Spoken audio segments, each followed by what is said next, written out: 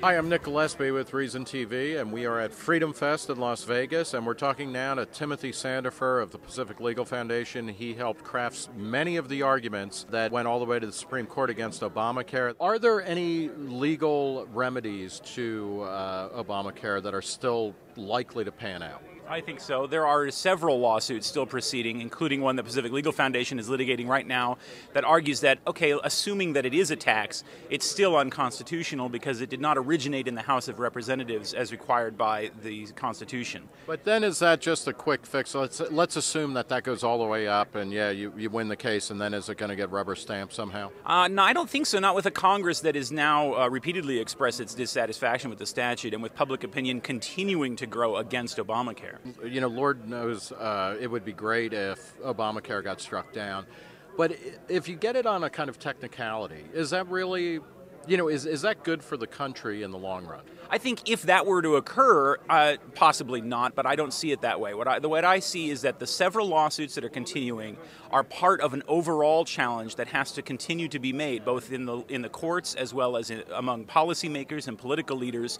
And the effort to change this system and reform it for the better has to be, like I like to say, part of this complete breakfast. My job as an attorney is to bring the constitutional and legal arguments, but then policymakers have to craft better policies and political leaders have to lead change democratically speaking. So I see what we do as part of an overall movement that has to convince people to find a way to open up consumer power, to open up free markets, and to remedy our medical system in a free market direction. And of course it's true that, I mean, the way Obamacare has been implemented now is through a lot of weird glitches where we're not going to worry about the technicalities because only the little people care about that. And apparently technicalities mean just following the law itself. That's right, yeah. But now you're also working on another case that has you really jazzed up. Talk a little bit about this. This is about the need for certain types of certificates necessary or under current law or current interpretation of law for interstate moving.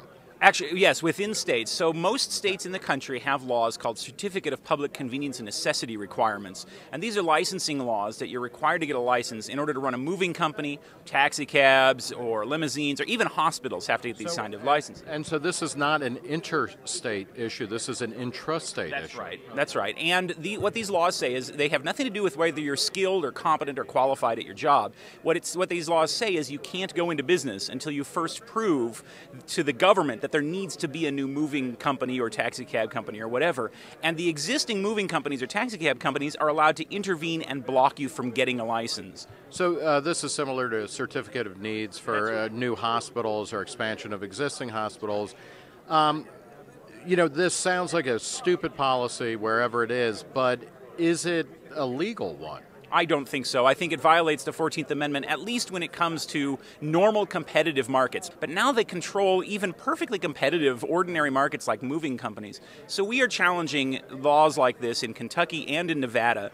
In Kentucky, we recently got an injunction against the state enforcing those laws until we have an opportunity to prove at trial that when you look at the facts, these laws have never been used to protect the public and have always been used to protect established businesses against having to compete fairly.